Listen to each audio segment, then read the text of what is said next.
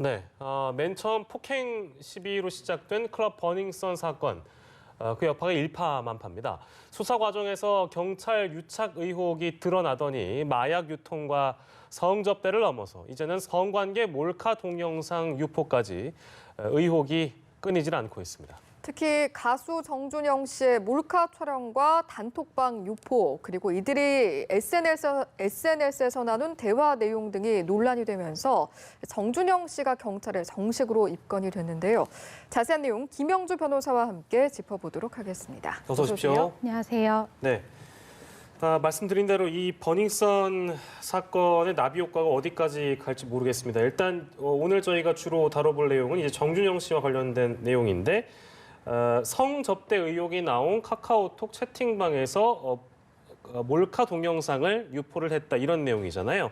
현재까지 상황을 좀 정리를 해서 말씀을 해주세요.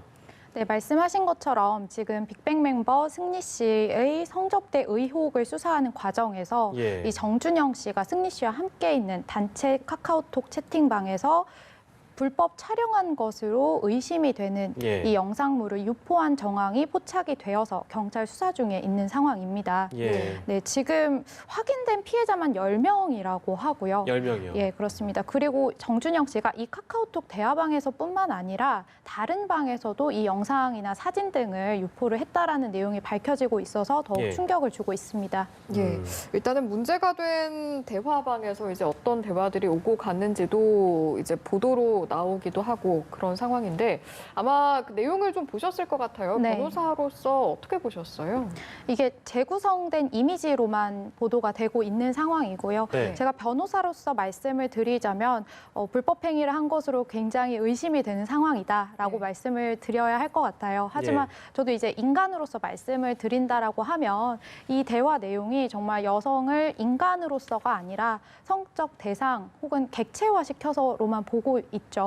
이제 뭐 모자이크 처리된 이런 대화 내용에서 정말 감탄사와 조사뿐만 공개가 될 수가 없는 그런 대화 내용이잖아요. 와 땡땡 뭐 이 땡땡 이런 식인데요.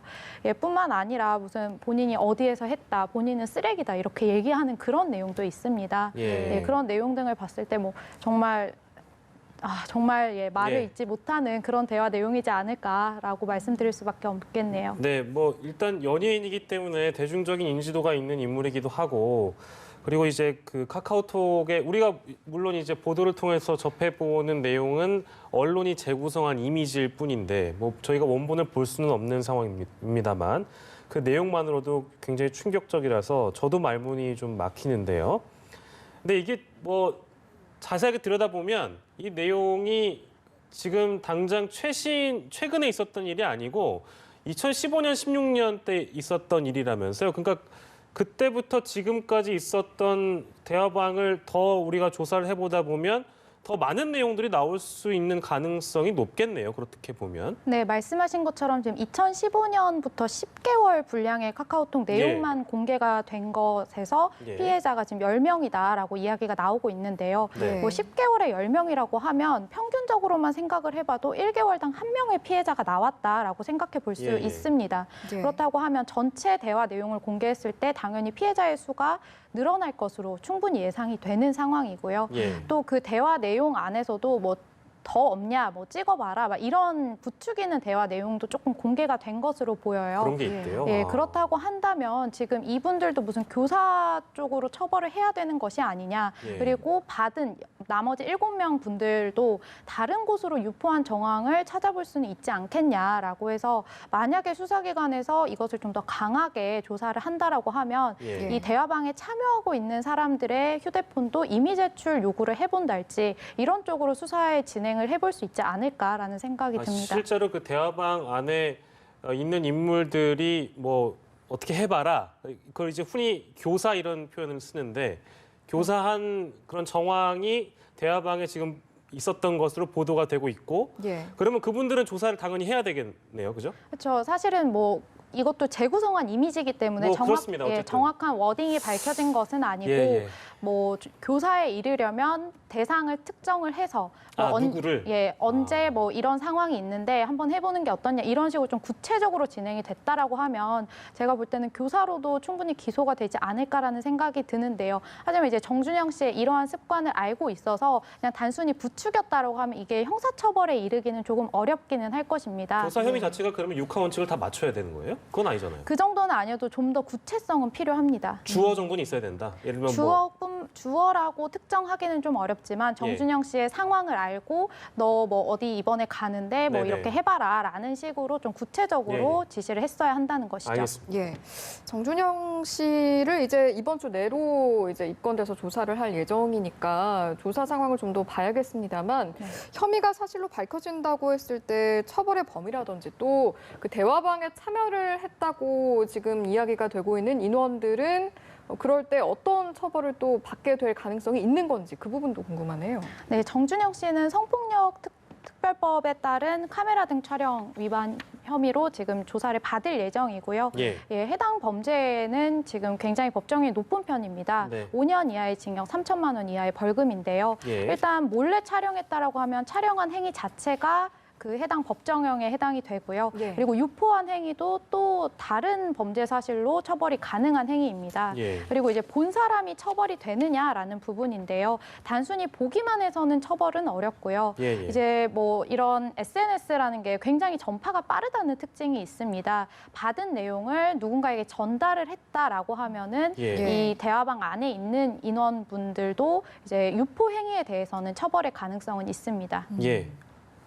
저희가 이제 그 변호사님 오시기 전에 저희가 만든 영상 구성을 통해서 정준영 씨가 이런 일을 벌이는 것이 혹시 습관하고 이제 물음표로 저희는 영상으로 나갔는데, 그러니까 습관이 아니냐라는 이제 의문을 제기를 한 이유가 기억하시는지 모르겠습니다만 2016년에 이제 전 여자친구의 신체 일부를 촬영한 혐의로 그때 논란이 있었어요. 근데 물론 무혐의였고 검찰이 이제 무혐의 처분을 하긴 했는데. 이때는 왜 무혐의였는지도 좀 정리해 주시죠. 네, 당시에 이제 피해자로 알려진 A 씨가 정준영 씨가 성관계 도중에 자신의 의사와 상관없이 자신의 신체 일부를 촬영을 했다라는 내용으로 경찰에 고소한 사건이 있었습니다. 당시 이제 정준영 A 씨가 그러니까 피해자 이분이 며칠 후에 이제 고소를 취하를 했어요. 하지만 이게 친고죄는 아니기 때문에 경찰에서는 혐의 있음 의견으로 검찰에 송치는 했습니다. 근데 이게 논란이 되자 정준영 씨는 기자회견을 열었죠. 기자회견에서 장난삼아 합의하에 했던 일인데 일이 이렇게 돼서 뭐 죄송하다라는 식으로 기자회견을 했습니다. 이제 검찰에서는 뭐 장난식으로 했다라는 것이 둘이 합의를 했기 때문에 불법 촬영한 것은 아니다라는 쪽으로 판단을 해서 무혐의 판단을 했고요. 그렇기 때문에 뭐 사실 예전에도 이런 일이 있었기 때문에 좀 습관이 혹은 뭐 계속된 행동이었던 게 아닌가라는 의심을 충분히 살 수 있는 상황으로 보여집니다. 그 무혐의로 결론이 나긴 했지만 어쨌든 현재 상황으로서는 몇 년이 지난 뒤에 비슷한 혐의를 받게 된 것이기 때문에 혹시 가중처벌의 가능성은 없을까요? 사실 이게 무혐의로 끝난 사건이어서 가중처벌은 조금 어렵고요. 하지만 이제 만약에 판단을 받는다라고 했을 때 이런 나중에 이제 기소가 되면 피고인이 될 텐데 양형을 판단하는 요소에 있어서 피고인의 성행이랄지 이런 것은 중요한 판단 요소로 작용을 합니다. 그렇다라고 하면 형량을 결정하는 데 있어서의 요소는 판단이 될 것으로 보입니다. 그러니까 앞으로의 그 경찰의 수사 방향은 그 정준영 씨가 몰래카메라라고 보여지는 그 영상을 유포한 채팅창에 있는 그 관계자들을 일일이 다 경찰이 수사를 해야 된다는 거. 그리고 아까 말씀하신 혹시 교사일지 모르는 그런 내용이 있었다면 그런 부분을 혹시 지시했을지 모르는 분이 있다면 그분은 좀 더 집중적으로 수사를 해야 된다는 거. 딱 두 가지 방향으로 진행이 되면 되겠네요. 네, 맞습니다. 알겠습니다. 저희가 앞서 전달해 드렸습니다만 정준영 씨가 출연하는 예능 프로그램들은 다 뭐 이제 강제 하차가 되는 것 같고요. KBS 그리고 CJ ENM이 입장을 공식적으로 밝혔습니다. 거기 이제 그 대화방에 나와 있는 멤버들 중에 그룹 하이라이트의 멤버가 있습니다. 이제 구 비스트죠.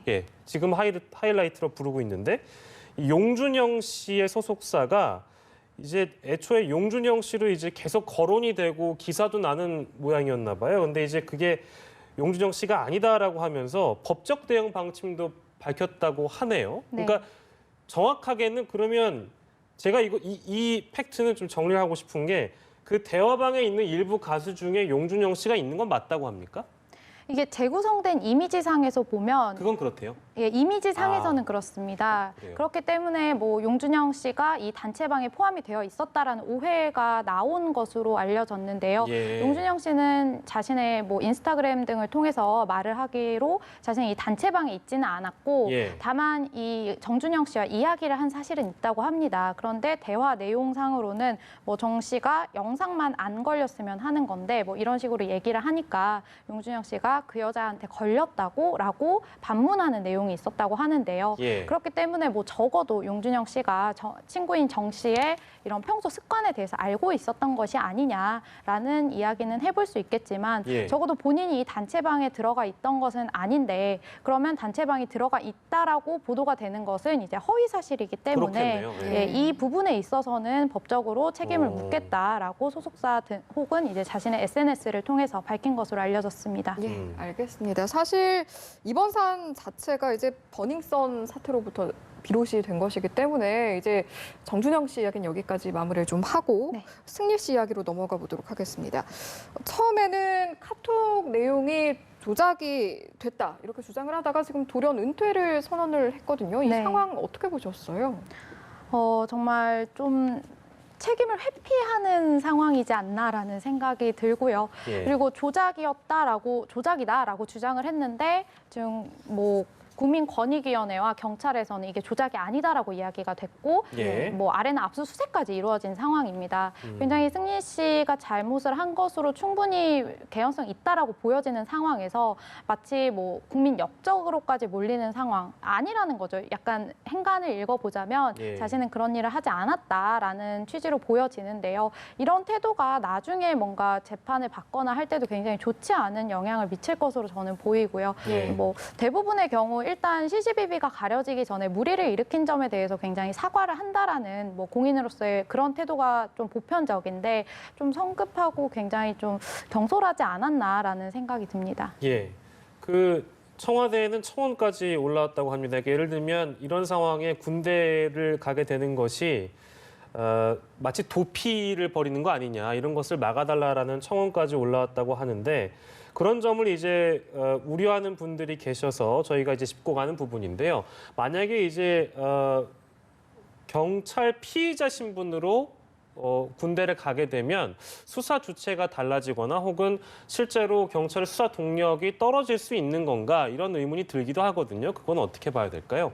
일단 피의자라고 하는 것은 유죄 판결을 받은 사람이 아니기 때문에 예. 뭐 어떻게 보면 나쁘다고 할 수가 없는 무죄 추정의 원칙에 따라서 네. 그냥 일반 사람인 거죠. 그렇기 때문에 뭐 군입대를 하게 된다라고 하면 관할은 바뀌게 됩니다. 네. 예. 이제 경찰은 군 헌병대가 되는 거고요. 검찰은 군 검찰이 되는 것인데 예. 좀 우려가 되는 부분이라고 하면 같은 기관이 아니어서 수사했던 내용이 이제 뭐 가지고 가겠지만 그래도 다시 조사를 해야 된다라는 부분이 있을 수가 있고요. 군에서 재조사를 해야 돼요? 네, 그렇습니다. 아. 그러니까 이거를 처음부터 다시 다 조사를 한다는 건 아니고 뭐 가지고 간 자료를 바탕으로 어쨌든 뭐 다시 조사를 해야 하는 부분이 있습니다. 예. 그렇게 되면 조금 동력이 말씀하신 것처럼 동력이 떨어지는 상황이 발생할 수도 있고 예. 무엇보다 걱정되는 것은 뭐 승리 씨 혼자만의 문제가 아니라 정말 그 이면에 너무 많은 일들이 있는 것 같다라고 생각이 되는 가운데 예. 승리 씨만 혼자 이렇게 군대에 가버리면 예. 좀 사건 자체가 분할이 될 수 있다라는 것이죠. 예. 예, 아. 그렇다고 하면 아무래도 좀 수사에 있어서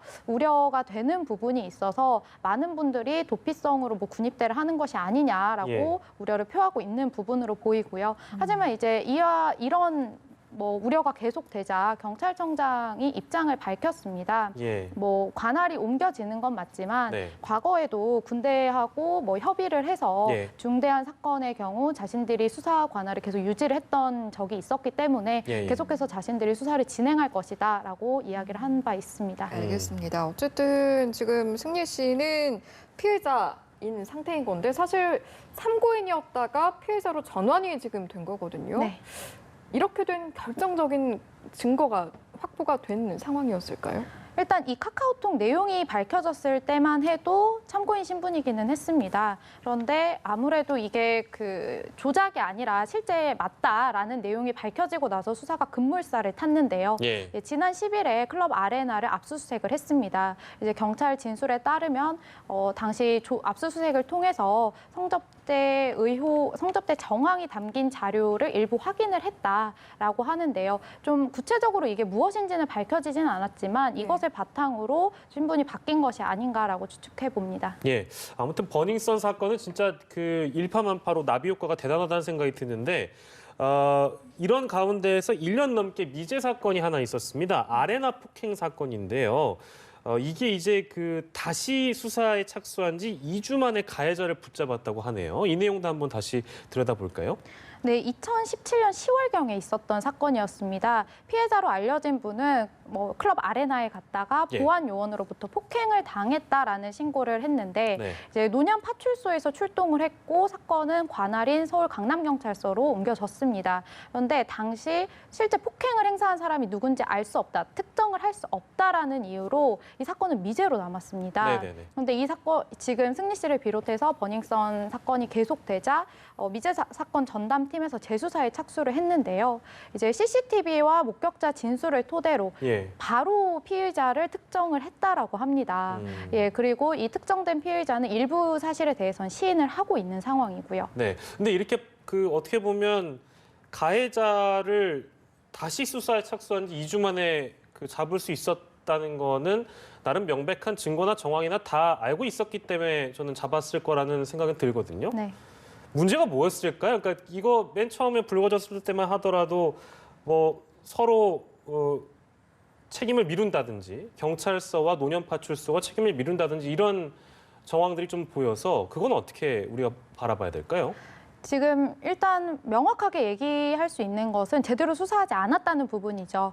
예, CCTV가 이번에 확보가 된 것이 아니라 예. 처음부터 확보가 된 것이었다라고 해요. 이미 확보돼 있었는데. 예, 맞습니다. 그런데 이제 와서 이것을 특정해냈다는 것을 제가 볼 때는 수사를 거의 포기한 것이 아닌가라고 판단을 할 수밖에 없는 그런 정황으로 보입니다. 네, 그래서 유착 의혹이 얘기가 나왔었던 것이죠. 네. 알겠습니다. 가해자가 2주 만에 붙잡혔다고 하네요. 일단 이건 다행이고요. 오늘 여러 가지 이야기를 나눠봤습니다. 지금까지 김영주 변호사와 이 시간 함께했습니다. 고맙습니다. 고맙습니다.